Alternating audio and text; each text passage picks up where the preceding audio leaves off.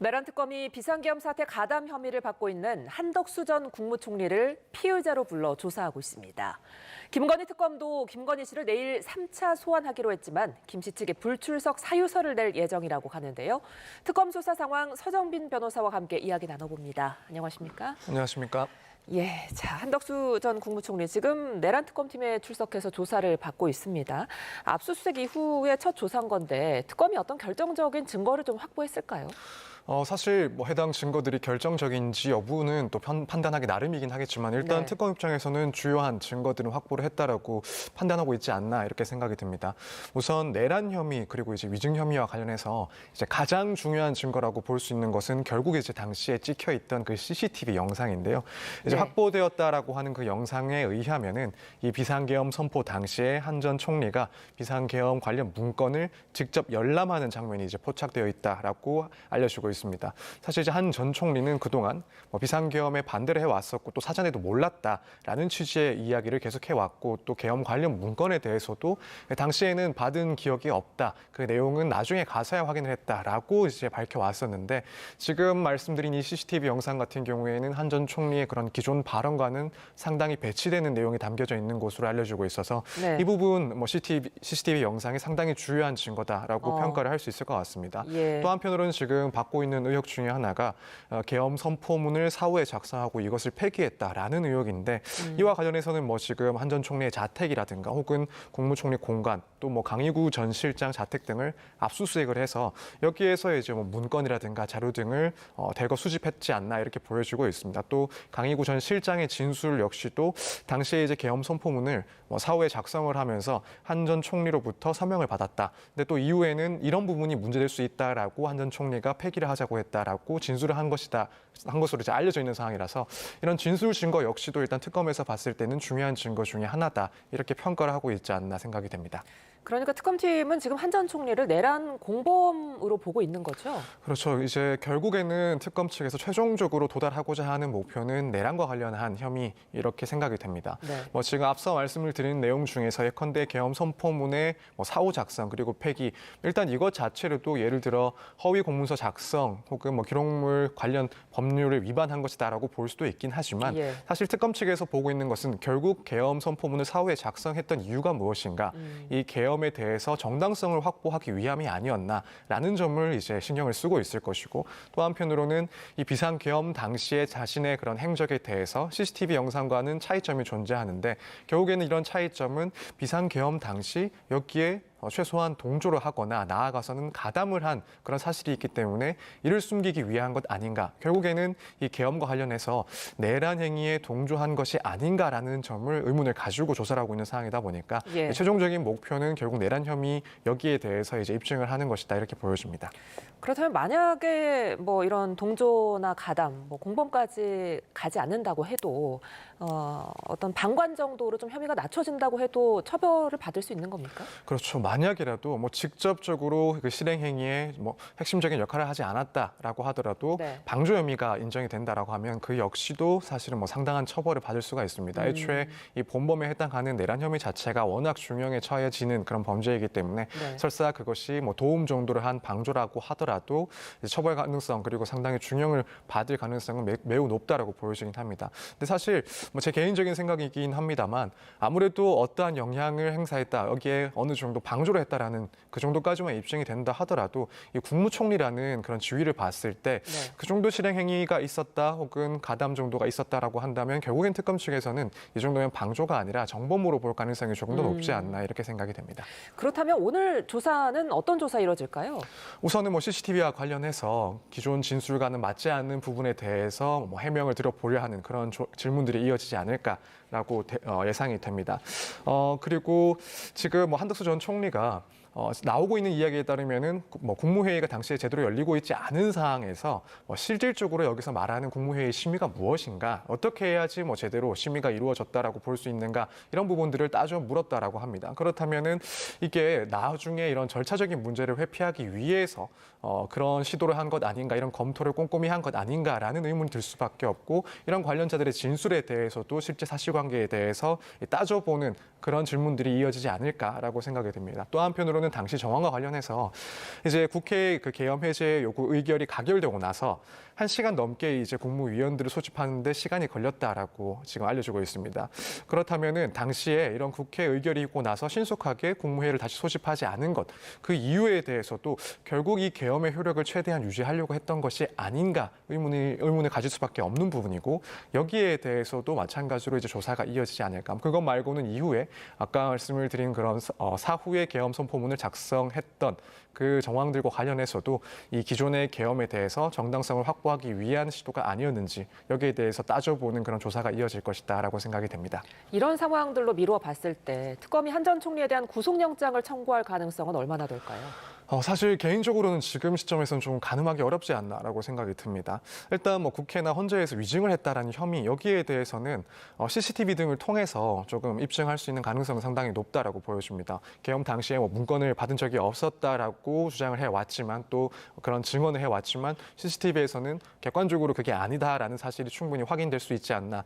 그리고 이제 사후 문건이나 그런 작성이나 폐기와 관련해서도 관련자들의 진술이 있기 때문에 이런 두 가지 정도에 대해서는 혐의를 어느 정도 소명을 할 수 있다라고 보여지는데, 이것만으로 이제 구속영장을 청구하는 것은 조금 어렵지 않나, 또는 그렇게 판단하고 있을 수 있다라고 생각이 됩니다. 물론 이 자체도 뭐 중요한 그런 범죄 혐의가 될 수 있긴 하지만, 비교적 이 내란 혐의와 비교했을 때는 상대적으로 이제 경미하다, 가볍다라고 볼 수밖에 없는 혐의이기 때문에 이 특검 측에서도 이 내란 혐의와 관련해서 얼마나 소명을 할 수 있는지, 여기에 따라서 구속영장을 청구를 할 수 있지 않나 생각이 듭니다. 그런데 사실 지금 나온 CCTV만으로는 뭐 계엄 관련 문건을 받은 정황에 대해서 거짓말을 했다까지는 입증 가능하다 하더라도, 실제로 이제 계엄에 가담했는지, 여기에 공모를 하고 또 실행행위를 한 것이 있는지, 여기에 대해서는 입증될 수 있는 자료는 아니라고 보여집니다. 그렇다면 특검에서 관련자들의 진술이라든가 혹은 이 정황들에 대해서 얼마나 입증 가능한 수준까지 수사가 이루어졌는지, 여기에 따라서 구속영장 청구를 조금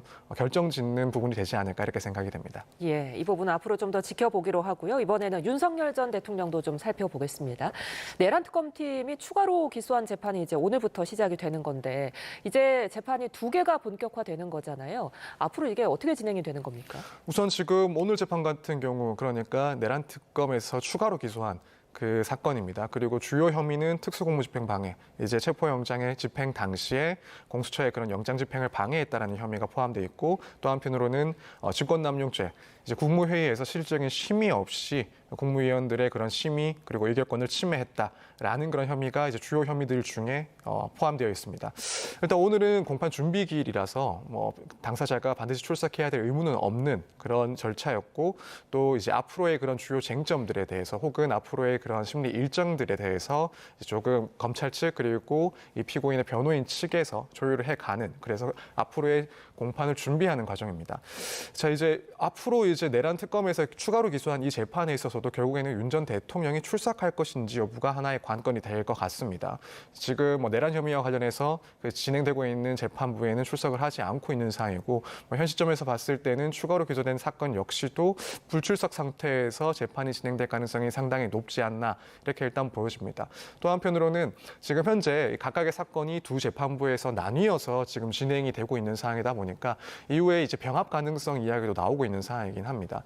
결국 이제 병합을 하게 될 경우에는 뭐 일단 윤 전 대통령 같은 경우에는 받고 있는 혐의점들은 다르긴 하지만 주요 사실관계들은 상당히 일치하고 있는 부분들이 있기 때문에 한 곳에서 재판을 진행하게 되면은 절차적으로 상당히 간이하게 간편하게 진행할 수가 있습니다.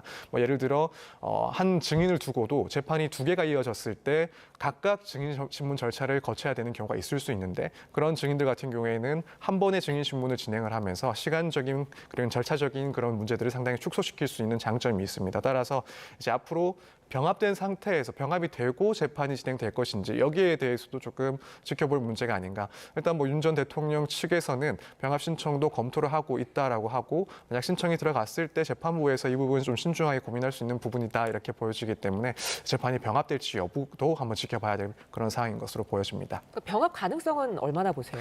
일단 병합 가능성은 충분히 있지 않나라고 생각이 듭니다. 앞서 말씀드린 것처럼 지금 윤 전 대통령에 대한 혐의는 상당한 사실관계들이 일치되어 되는 그런 사건들입니다. 그렇기 때문에 재판부 입장에서 봤을 때는 이게 병행을 했을 때 소요되는 그 시간이 상당히 긴 반면에 병합을 했을 때는 시간적인 문제가 상당히 축소될 수 있다. 이 점이 좀 중요하지 않나라고 생각이 됩니다. 특히 이제 윤 전 대통령 같은 경우에는 지금 구속된 상태에서 기소가 됐으니 이제 앞으로 또 최대 6개월까지 1심에서 구속된 상태에서 진행을 하게 되는데 예. 이제 만약에 이 현재 추가된 그 재판이 또 시간이 길어진다고 한다면 또다시 이제 그때쯤 돼서 뭐 추가적으로 다른 혐의의 그런 구속이 이어질지 이 부분이 문제가 될 수가 있습니다. 그만큼 이 재판이 얼마나 오래 걸리는지 이 부분 상당히 중요한 사건이다라고 지금도 생각을 해볼 수 있는 그런 사건들이기 때문에 재판부에서 이런 효율성 그리고 시간적인 측면을 고려한다면 이 병합 가능성도 상당히 높지 않나 이렇게 생각을 하고 있습니다. 알겠습니다. 김건희 씨 조사도 살펴보겠습니다. 김건희 씨 어제 두 번째 조사에서도 대부분의 진술을 거부했다는데 어떤 전략이라고 볼 수 있을까요? 일단 진술 거부권을 행사할 것이다라는 점은 뭐 충분히 예상 가능했다라고 보여집니다. 지금 지난번 이제 구속 상태에서 있었던 첫 번째 조사에서도 진술을 대부분 거부했다라고 하고 이번 역시 마찬가지입니다. 결국 진술을 거부하는 것이 가장 유리하다라고 판단을 했기 때문이다라고 보여지고 그 이유에 대해서는 앞서 이제 구속되기 전의 조사 과정에서는 혐의를 부인을 했었는데 실제 그 조사 과정을 들여다보니 혐의를 부인했다가도 이 특검 측에서 거기에 맞지 않은 증거를 제시하면 또다시 그것을 번복해야 되는 사항들이 많이 발생을 했고 그런 계속된 번복 때문에 결국에는 구속영장이 발부되었다라고 보여집니다. 그렇다면 이제 김건희 씨 입장에서는 현 시점에서 이런 구체적인 진술을 늘어놓을 경우에는 또다시 이것이 반복당하고 나의 주장이 신빙성이 상당히 떨어질 수 있다는 점은 강하게 좀 인식을 하고 있을 상황이라고 보여집니다. 또 한편으로는 구속된 상황이다 보니까 진술의 그런 필요성 역시 그러니까 수사에 협조한다는 태도 역시도 굳이 보여줘야 될 필요성이 상당히 줄어든 상황이고요. 이런 점들을 고려했을 때 일단 진술 거부권을 행사하는 것은 추후에 그런 재판 과정을 염두에 뒀을 때는 가장 유리한 그런 수단이다라고 생각을 했을 걸로 보이고 사실 조금 더 신경 써서 조금 더 이제 방점이 찍히는 것은 진술 거부권을 행사할 것임에도 불구하고 출석했다라는 점이 아닌가라고 생각이 됩니다. 사실 뭐 윤 전 대통령 같은 경우에는 어차피 진술을 거부할 것이기 때문에 출석할 필요도 없다라고 주장을 해왔는데 지금 김건희 씨 같은 경우에는 일단 출석을 하고 있다라는 점, 그 점은 결국에는 추후에 뭐 석방과 관련된 그런 절차들에서 진술은 거부했지만 최대한 수사에 협조적으로 소환 조사에 응하고 수사에 협조적인 태도를 취했다. 이 점을 조금 강조하기 위한 수순일 수도 있다. 이렇게도 생각이 될 수 있을 것 같습니다. 자, 이렇게 그 진술을 다 거부할 때 특검이 계속해서 질문은 던질 거잖아요. 그렇다면 그때 뭐 표정의 변화라든가 이런 부분에서도 실마리를 찾기도 합니까? 사실 그런 점에서 구체적인 실마리를 찾는 것은 상당히 어렵지 않나라고 예. 생각이 듭니다. 그런데 이제 말씀하신 것처럼 진술을 거부한다라고 하더라도 이런 행동에서의 뭔가 특이 사항들이 확인될 경우에는 그것들은 다 신문 조서에다가 남겨놓습니다. 그 이유는 결국 이 수사에 응하는 이 피의자의 태도가 어떠한지를 추후의 재판 과정에서도 자료로 삼을 수 있기 때문에 그 점을 기록해 두는 겁니다. 네. 그래서 예컨대 진술을 거부하면서도 상당히 불안한 태도를 보였다라고 한다면 그런 점들이 기재를 하고 추후에 이것들이 재판부에 제출이 됐을 때 이게 실체적인 진실과 별개로 그것들을 숨기기 위한 그런 모습이 보였는지 혹은 뭐 반성하는 태도가 보였는지 이런 점들을 간접적으로나마 확인할 수 있기 때문에 특검 예. 측에서는 그런 부분들까지도 뭐 향후에 그런 양형과 관련된 자료를 쓸 수 있다 혹은 뭐 신빙성을 따지는 자료를 쓸 수 있다라고 파악을 하고 있지 않나 이렇게 생각이 됩니다. 예. 이런 상황 속에서 이제 특검팀은 김건희 씨를 내일 또 소환했는데 김 씨 측에서는 불출석 사유서를 제출할 예정이다 이렇게 밝혔어요. 네, 그렇습니다. 사실 이번이 이제 구속이 되고 나서 세 번째 출석 요구였기 때문에 이 시점에 있어서는 과연 출석을 할지 저도 조금 개인적으로는 궁금했었습니다. 지금까지는 최대한 협조적인 태도를 취하는 것이 맞다라고 봤는데 계속해서 이제 건강상의 문제를 들면서 출석에 응해왔던 것을 봤을 때 이번 조사에 대해서는 사실 불출석할 가능성이 조금 높지 않나라고 생각을 해왔었습니다. 그리고 뭐 실제로 이 출석의 그런 일정을 보더라도 이틀 만에 또다시 소환 조사에 응해야 되는 상황이라서 그 점을 조금 문제 삼을 수 있지 않을까라고 생각을 했었고요. 뭐 결국 지금 나오는 이야기에 의하면은 이제 건강상의 문제로 인해서 불출석을 하겠다, 그 사유서를 제출하겠다라는 입장으로 보입니다. 그리고 뭐 특검에서는 결국 그걸 받아보고 뭐 추후에 일정을 새로 한번 조율하려는 그런 그런 시도가 있지 않나 이렇게 생각이 됩니다. 예. 근데 이제 김 씨가 계속 진술 거부를 이어가고 있음에도 불구하고 특검이 재소환을 했단 말이죠. 이거는 어떤 의도로 봐야 될까요? 일단 첫 번째로 생각해 볼 수 있는 것은 특검 측에서는 여전히 이제 김건희 씨에게 물어봐야 될 질문들이 남아 있기 때문에 그렇습니다. 지금 사안 자체도 무척이나 방대한데 아직까지는 몇 가지 쟁점들에 대해서만 조사가 이루어지고 있는 상황이고 실질적인 대답이 없다 하더라도 특검 입장에서는 각 사안들 쟁점에 대해서 질문을 하고 그것을 듣는 절차를 진행했다라는 것을 기록하는 것이 남기는 것이 일단 기본적인 입장이긴 합니다. 그래서 이제 추후에 절차적인 문제가 발생하지 않도록 이런 소환 조사를 계속 시행하는 측면이 분명히 있습니다. 이제 또 한편으로는 이렇게 출석을 했을 때 물론 이제 진술을 하지 않을 것을 예상하고 있긴 하지만 앞서 설명을 조금 드린 것처럼 이 진술을 계속 거부하고 있다는 태도 역시도 추후의 재판 과정에서 그 점이 양형과 관련된 자료를 쓰일 수 있기 때문에 그런 것들을 조금 준비하는 측면도 있다라고 보여집니다. 알겠습니다. 지금까지 서정빈 변호사와 함께했습니다. 고맙습니다. 감사합니다.